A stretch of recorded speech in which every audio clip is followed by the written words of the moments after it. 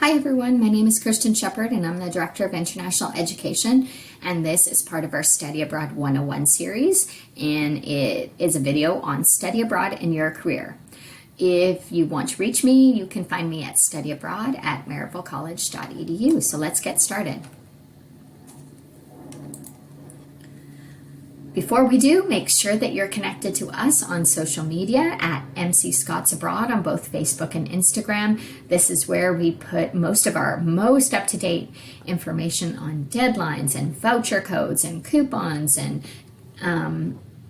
cool information and facts about studying abroad. So make sure that you join us there.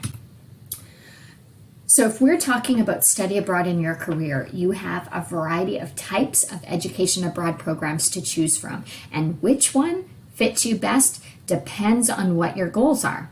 So we have programs available for semester study abroad, travel study programs, which are generally in May or spring break.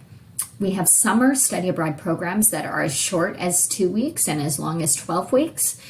And we also have a series of internship and volunteer abroad programs available to you. Really, you have programs over 60 countries worldwide that you can choose from. So why use study abroad and how does that affect your career, right? One of the main reasons why I would say you should consider study abroad related to any career would be that it's one of the things that you can do, one of the practical things you can do in your education to add value to your education and to build the competencies that employers are looking for. We call these career readiness competencies.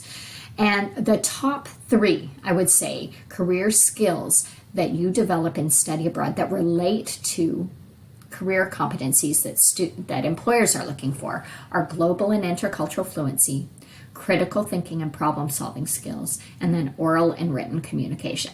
Now this isn't all, but one of the things I recommend you do is find a study abroad ambassador, okay?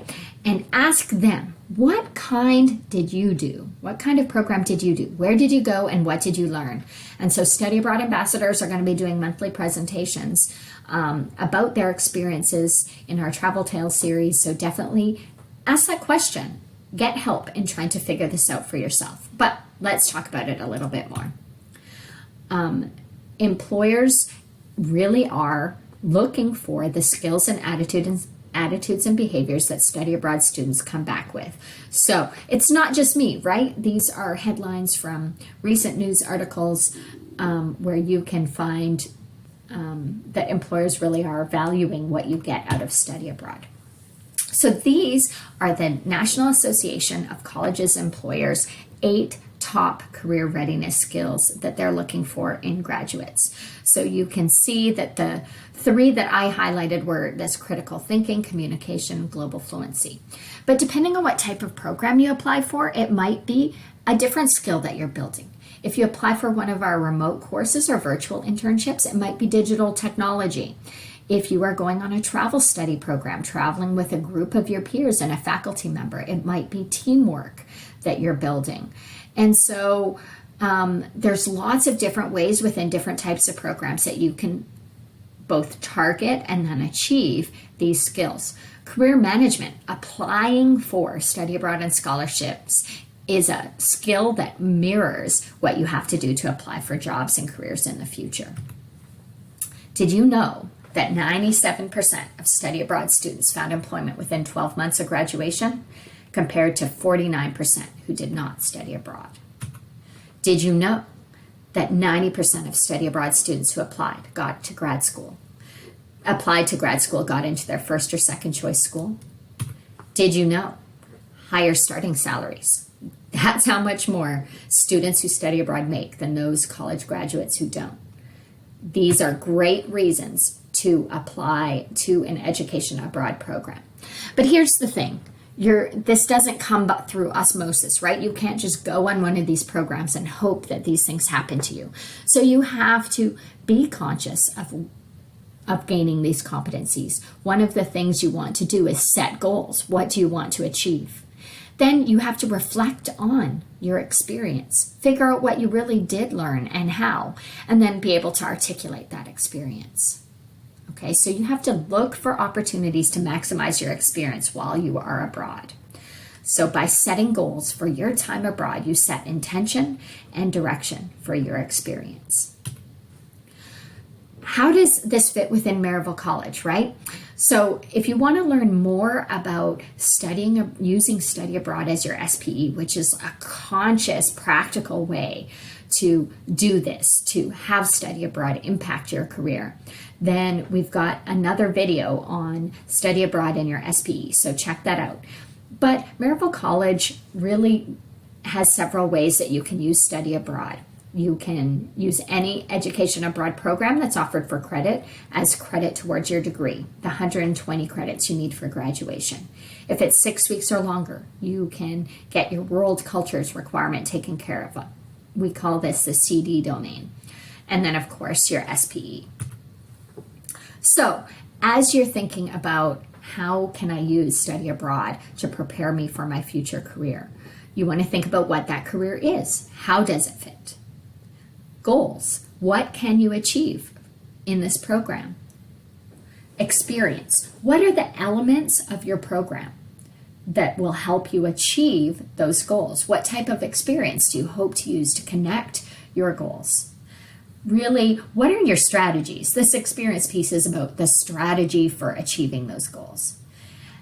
I get it. Some of you don't know. So I start talking about career, you're like, but I don't know what I want to be. That's okay. Study abroad can also be used to explore that. And then that becomes one of your goals, right? What are you passionate about? What do you want to explore in your life? What skills do you want to develop regardless of what that specific career is? Studying abroad is one of the ways that you can figure out your greater purpose in life. So how do you get started, right? Talk to your academic advisor. They can answer a lot of these questions here on the screen. And if you email me, I'm happy to send this to you.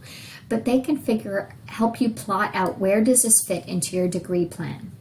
Okay, from things like how many credits do I need while I study abroad to when is the best timing for this, how many electives do I have left, and how can I put them all in my study abroad semester so I can do what I want.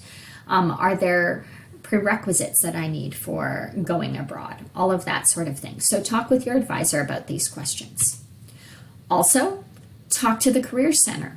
They are the best resource for helping you set SMART goals and connecting your study abroad experience to your professional goals. They can help connect you with alumni who've studied abroad as well. I can do that as well. They can help you strategize about how do you maximize your time abroad. And they can also direct you to resources about your career. So through Handshake, you can search for jobs that you are interested in and highlight the competencies they're looking for, and then come up with a plan for how do you build those skills yourself. While abroad, you can be strategic about your professional development opportunities.